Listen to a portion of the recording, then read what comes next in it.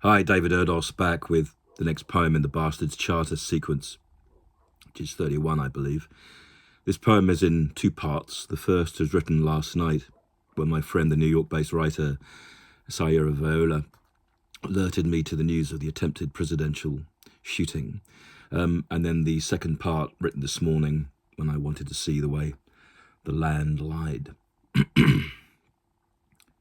Donald Ducks. 1. Last night, while we slept or drank close to our beds, something seemingly magical happened. And I know that by using that word, castigation may soon rain on me for poor taste, as blood oozed from the ear of the human clot who would block us from all sense and safety, and who, plush in prison, will see the button pushed for hate's haste. If Biden had his own sense and strength, he might have targeted better, or dispatched the slightly deadly Kamala, dressed as Irma Vep, to take aim and bring the bastard down and up short in this suddenly idle hour. If the despot is dead before breakfast, then I will not regret what I claim, for he is a one-man contagion, or was, representing not even a new world order, just order. In fact, it would be an insult to Slurry to see him slurp through pig shit and smatter us all, as he has, with his ignorance and blind vision, with his rape and riots, for something special bled with him and will not be retrieved. That fact hits. The United States have been split, and he did the splitting. Like all politicians post-Nixon, they get the ones they deserve, as do we over here. As does the Middle East, Ukraine, Russia, and for both the best and worst reasons. But there, this former president was a perv. He said he would have dated his daughter, but Don, would you have grabbed her by the pussy? May Stormy Daniels rain on you, and may your wig warp if it's hair and not some slick lizard's weave, or mucous membrane from the alien spawn who begat you. Intelligent life in the universe, not you, brother. So may you, dimension damned, be diminished and sucked back through black hole air, and disappear, and not do what I think you will, grow more vengeful. You ducked in time, they got to you, and will be dabbing you down as I write. The hope is that you'll spot and see through this near-death encounter, Revelations book, and read wisely about what it is you are, formed from spite. You are the stealer of souls, but not like Michael Moorcock's albino Elric. Instead, your odd colours will do what prisms do and bend light. There was a vital essence you've drained through your last 8 years of feeding. First on the kink for East European wives, then all women, and then on the men and the rest in those towns through which the KKK scorched, or Sarah Palin pretended.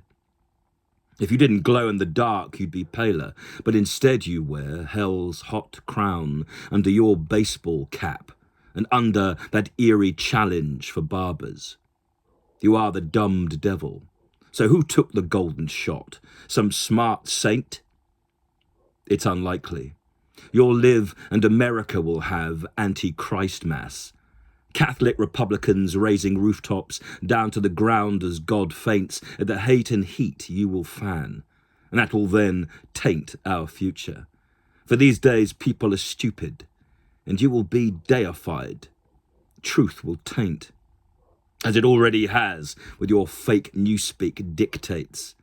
And if you die, then die knowing that people like you are the problem, and that you alone are the reason for the universal and ever-eternal complaint. They shot at Reagan, of course. Did someone shoot at Ford? They were drinking. Bobby, of course, after Oswald, JFK, Lincoln too. But he was in a theatre. Now you couldn't comprehend a play writ by monkeys. As I write this, your discomfort is a reason to sleep and smile. How do you? Melania maybe knows, but she likes to keep her privacy, Stormy told us. So if you are alone now with your conscience, remember this. It's not clear. for you are the worst of all men. Do I wish you death? Please. Next question. I'm pleading the fifth. You ducked, Donald, and now at least to the beeping you will with blood seeping. Finally, in these moments have something you CNNCUNT you can fear. 2. And so I woke to the hope of your devastation, only to find as predicted it becomes anecdote, to fuel the next speech before the moronic hordes moving for you. How can it be that we have this, when it is there in all of the things Chomsky wrote? And he has warned us for years, and now it seems that few listen. Instead, what has glistened is the slime on the path doom will take as it leads America on, and then the world with it. And even Noah could not have foreseen this bow break. For you are a biblical flood, and need blood or pestilence to remove you. You soil each story. So why did we have protest songs, or debates, or marches, or hope, or Oliver Stone making movies, if you are allowed to rise and rule over your increasingly mutant throng? And now the aptly named assassin Thomas Matthew Crooks has been shot in an event rhyme for Ruby.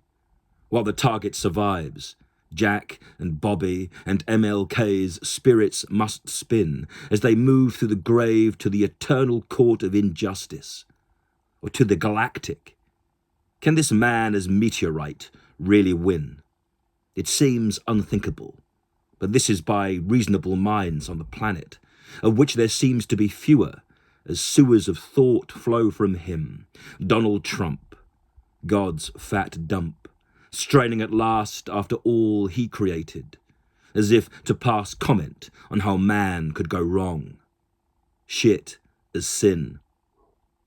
Trump will use this, that we know, and it will fuel the fools who support him.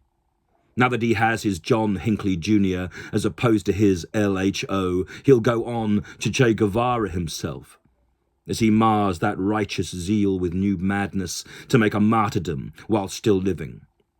So, with sick strings I am strumming and shouting out my own song.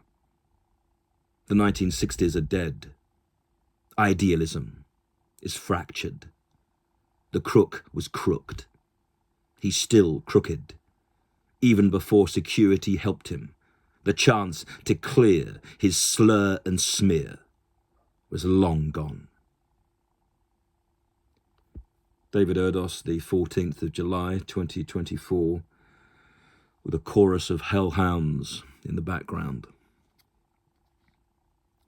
Have a nice day.